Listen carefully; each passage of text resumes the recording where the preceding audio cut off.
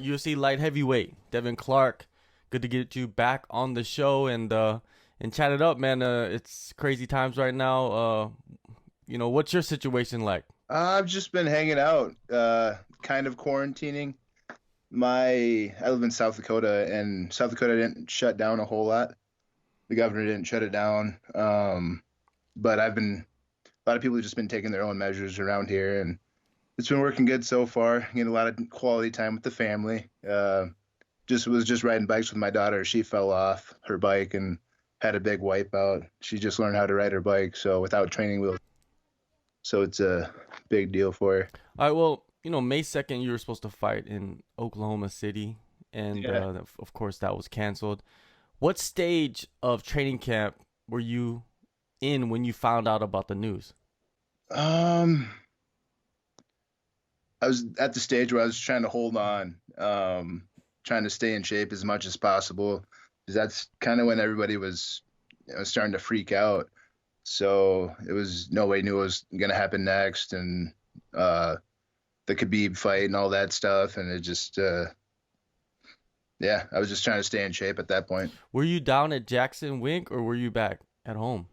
No, I was just getting ready to leave, and I was like, I just couldn't leave my family, not during a time like that, go across the country and, none of us know what's going to happen next day by day. So it was, I made the decision to stay home and try to do training camp here. Well, it was the proper decision because you don't want to be stuck in Albuquerque when your family's in South Yeah. Dakota.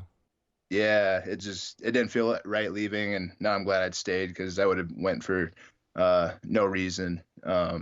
Anyway, so yeah. Did you have a feeling in the back of your mind before they even canceled it that it was not going to happen? Yeah, it was a really weird like mind state to be in, because it's like you're getting ready for something, 90% is not going to happen. And so to stay motivated and all that, it's really hard.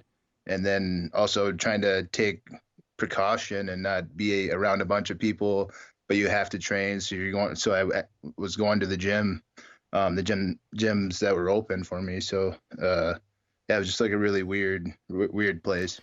South Dakota is a little bit more isolated compared to, like, say, New York City, right? So then, what are the cases out there? Are the numbers very, is it high or is it low? What's going on? It's a little bit higher. We've had one of the biggest hot spots in the country. There's a meat processing plant, John Morel's, and they had just a bunch of cases out of there. So that raised, that was most of the cases in the county that I live in. But for the state, I think we have like 2,000 some cases, confirmed cases right now. So yeah, I don't know how that compares, but yeah, it's That's a little bit surprising. scary. That number's surprising for South Dakota. I've been there when I was younger, so Oh, yeah. really? So Okay. it's more spread out compared to other states. Well, I think a lot of it's in our biggest city where I live, Sioux Falls. It's like 200,000 people. It doesn't seem, it's not really a big city or nothing like that, but just yeah. Then when the majority comes from just a few different places, and yeah, it's like these big processing plants and manufacturing companies and stuff like that. UFC Rancho Rio, your last fight. It wasn't that long ago. In the post fight scrum, you said that you injured your foot in the first round. How much did that hmm affect your movement in that fight? I'm not sure, really, because at the time your body just kind of responds to whatever's going on, and you don't think about it. So, um, yeah, I guess I don't really know how much it affected me, but I definitely felt it. I felt it when it happened, then I felt it right after the fight. Um, but like, yeah, I think I kind of just stayed to my game plan and didn't really let it affect me too Oh, much. really? So once you injured it, it was like, oh, okay, something's wrong with my foot, but it's not that Mhm. much of a big it's not a big deal for you, like where it's to the point where like it hurts when you're moving. No, not at the time. No, not during the fight. But boy, right afterwards is like, man, I definitely broke this. But it turns out I didn't break it. I don't think, unless there was like a hair, like something hairline that they didn't catch. But a lot of the ligaments were really messed up in it, and I just kind of healed it on my own instead of going in for that. But it's been that was February, and now it's finally healed up. So the ligaments take a while. Yeah, yeah. So you said you healed it on your own. Was it just stay home, relax, stay off your feet? No, I work close with my personal trainer. His name's Matt Dolan at Ford Strength, and he's really good with rehab and recovery. So was going to him almost every day, and we got it figured out. Little exercises, little by little, we got it, and we still lifted heavy on it. So it was, it kind of, you respect it, but you still push on and try to get stronger and strengthen everything around it, and it works every time. The last time we spoke, you described yourself as a veteran, and I felt like that performance that you had showed the veteran side. You went in there and you focused on winning the fight instead of entertaining. I think you mentioned some of that about that after the fight. Is that kind of like the maturing as a fighter, or is it more of like finding yourself in the cage and saying like, hey, I got to fight for myself and not worry about what's going on outside? It's another one of those things where we don't really think about it in a fight. We went in there with the mentality of definitely winning and dominating, and that's kind of what stuck. Just be dominant, and I was dominant with my wrestling, and I didn't really reach too much for the striking, I guess. Played with him a little bit on the feet, moved around, but didn't do anything significant with the striking. And it was kind of he took the fight on, I think, 2 weeks notice, something like that. And, that was a change up for me as well. So obviously he had fought like 3 weeks before. I knew he was smaller. I knew I could outpower him. But I still had to respect that he could knock people out. He's a lanky guy, and he had a few tricks. So we definitely respected that and just did what we know that will work. And that was just being dominant and pressure wrestling. From what I remember, he seemed like he was frustrated. When you see that frustration in your opponent, how does that feel for you? Sometimes I wish I would notice it more. I miss it sometimes. And I feel like I'll look back at some of these fights and realize they weren't in the fight anymore, and I could have finished it. And I'm still working on finishing. And because sometimes I'll just get in kind of autopilot, and it might stem from years of wrestling, but I was never a pinner either. When I was in wrestling, I never pinned people. I was grinding them out and made it just really suck for them. And I've noticed I do that in my fights quite a bit. And it's, in the moment, the finish isn't really important. I'm not thinking finish. And I don't really want to program myself to think that, because then I'll get antsy, and, then you get caught in bad situations if you try too hard for the knockout and stuff like that. Speaking of focusing on the finish, the main event of that card, Corey Anderson goes out there. You felt like he was the favorite, but man, Hyon came out and just sparked him. Do you feel like Corey was focused on the finish in that fight? He was hyped up from his last performance, and it kind of backfired on him. Yeah, I feel like he didn't respect Hyon too much, and that happens a lot. I mean, people underestimated him. I think I might have even a little bit. He's just a super tough guy. He's not the greatest in in every area, but he's just solid, all around. It makes him tough, and he's, he's that tough Polish guy. Polish are always tough, so yeah, he's got that mentality, and he surprised a lot of people. Do you feel he earned a title shot? Yeah, I think so. He's one of those guys he's been doing it a long time, and I feel like he's got the respect, and he's finished people that nobody thought he would finish. Who else did he finish? That was it Jimmy Manuwa? Yeah, a few guys. Yeah, like really good performances. So he's put some good performance together. I think he definitely deserves a shot. One that stands out is the Luke Rockhold fight. Everybody felt Luke Rockhold was going to go in there and be rejuvenated. And, yeah. Man, that was a crazy knockout too. Yeah, he's got power in those hands. I'm glad he didn't do that to me. I didn't see that, so that's good. Yeah. Save some the brain cells, man. That's very important. It always feels good though to look back at fights like that and like, I may not have won. He choked me out in the second round, but I'll still take that didn't get knocked out in the first round like a lot of like some high name fighters, even ex champions that he knocked out. So I always take that, give myself gratitude for that, and then move on. But you can't hold on to that too much. But yeah.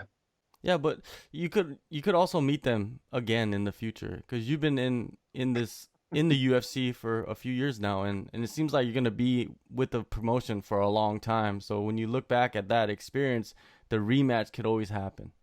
Oh, definitely. I think I just signed a new 4-fight contract, so I'll still be here a while. But yeah, there's definitely fights that I want back. Pretty much all of them that I lost, but like Alexander Rakic one, I want that one back as well. Pretty much, yeah, all of them. They're just fights I know I could have won, and yeah, I'm sure I'll see them again. Now, during this time of the pandemic, there's two sides to the fence. There's one side, the fighters are ready to fight no matter the circumstances, and then the other side is not taking the risk of being unprepared. Where do you sit? I'm staying ready. They're trying to make up for all the fights that were lost or postponed. So they're doing fights like every weekend starting in May, and I'll probably be fighting in June sometime, hopefully. I was supposed to take a fight May 16th, but I had a respiratory infection. I had to get over that and get better. So now I'm starting to train again and should be ready by June. So June, do you feel like it's gonna be Florida, that they're just gonna continue pumping out shows in that state, or are they talking about other places? Have you heard anything? I haven't really heard much. I've just seen because we did an interview. Dana White had an interview with just the fighters, and he told us, they were working on stuff, but he didn't tell us the exact locations. So, and that, those could always change as well, especially in these times. So so yeah, don't really know where. Well, it's a huge advantage for yourself because you are stateside, you are in North America, and the fights seem like they're gonna be guaranteed for fighters in the U.S. Yeah. compared to guys internationally, and also your opponent is in the U.S. So are they trying to put that fight together, the fight that you originally had booked? I think so. Mm. I haven't heard any different. So we haven't set a date or nothing like that. So I'm still waiting to hear, and hopefully we can lock something up for June. I saw they came out with a couple fights for June, like a June 2nd or something. So I know they're probably having cards. Yeah. Another thing is the Fight Island. We don't even know if that's real. Did Dana White say anything about that in the conference call? From what I heard, it's real. Yeah, it's they're working on it. So it sounds like they're working. They're putting, like he said, infrastructure, hotels, everything like that, and accommodation so we can train there ahead of the fight. And that'd be pretty cool just to experience that and train on an island and fight on an island. And it would, to me, I'm like picturing Mortal Kombat or something like that. But it'd definitely be fun. Yeah, it'd be fun if there's no cage and it's just like open on the sand. And come on, let's just make it different. Why not? Some fighters were even talking about, change it to old pride rules since we're on an island and whatever. Now with COVID-19 spreading around, and are you concerned about that, or is that something that concerns you if you do go travel, go fight, get into close contact with other fighters from another location? It does concern me because, well, when I have a family, so if I were to get it, I'd bring it back home and stuff like that. But I also have asthma, so I'm kind of high risk anyways. And it's it's a little bit of worry a little bit about it, but it's I got to live. This is what I do. And I did sign a contract to fight, and I'm planning on fighting. And sometimes you just gotta take the risk and be as careful as possible. I've been wearing a mask and everything, and washing my hands, hand sanitizing. Just doing what I can do, and still training and staying active and stuff like that. Just yeah. With the training, who are you training with? You mentioned your strength and conditioning coach. Yeah. Other than that, Or That's do you it. have other coaches that come? That's it. That's it right now. Yeah, and my Okay, daughter. so just and your daughter, yeah, home workouts. Are you doing your own home workouts, or do you have a Zoom coach come in? What is No, going on? I do it all on my own, and then I go to Forge Strength with Matt to do my conditioning and stuff like that, and weight workouts. But I do a lot of just kind of unconventional stuff here. Um, Doing what I can. I got a bag downstairs in the basement. Got some mats. I have a tree outside that I use with my hatchet. I just put a hatchet in my hand, and I practice my jabs with the hatchet, hitting the tree with it. Oh. Um, just weird Tony Ferguson type stuff. Yeah. He's an inspiration for many right now. Hey, as long as you're active, it's you don't hurt yourself. That's his problem. Him cutting weight Yeah, with no fight. that's pretty gangster right there. Yeah, one side is pretty gangster, and then the other side is like, what is he risking by doing that? Because Yeah. weight cutting is a big issue, and it's not the healthiest thing to do just for fun. No, and then he's got to do it again. It would be what, 3 or 4 weeks later? 3 weeks Yes, later, they're fighting. 2 weeks, 3 weeks, yeah, something like that. Yeah, so doing that is a little, risky just because that's really hard to do back to back. And yeah, but he did it, and I'm sure he'll perform just fine. But it was like a 20-pound cut or 25. Yeah, he's a big guy, tall guy. Yeah, yeah, good for him. Well, the betting lines have moved a lot. I feel Oh yeah, maybe. you never know, right? Yeah. Well, hopefully you do get back, in June, Mm. and get a fight in, and continue that momentum. I think that's so important for every fighter. Once you get, you come off a loss, you get a win, you want to get back in Yeah. and start, rolling with the fights. So I'm glad the UFC is doing the fights. I know there's a lot of criticism of like, why is the UFC throwing fights and under these circumstances, but I feel like if they could create the safest environment for the fighters and the coaches and everybody that's going, Hmm. why not do it? Let them get paid and work. Yeah, I mean, the UFC, they're a big company. They have the resources to make it work and make it work so people get there safely and get home safely. I'm pretty confident that we'll be pretty safe, doing these fights because I go to Walmart and get it, or Hy-Vee, or I mean, the grocery store or whatever. And you have probably a bigger chance of getting it than how they're going to have it set up for us doing these fights. So I know they're going to take every precaution possible. But yeah, I'm glad they're doing them too because it's kind of an exciting time. We're the only sport running, hopefully, and it adds something, that little bit of fear of the unknown and what if you get it or whatever, but also the grittiness of fighting in a time like this. A lot of fighters don't have their normal training resources, so it's going to be I feel like a lot of raw emotion and just raw fights and really, really good fights. A lot of violence, I'm sure. A lot of knockouts.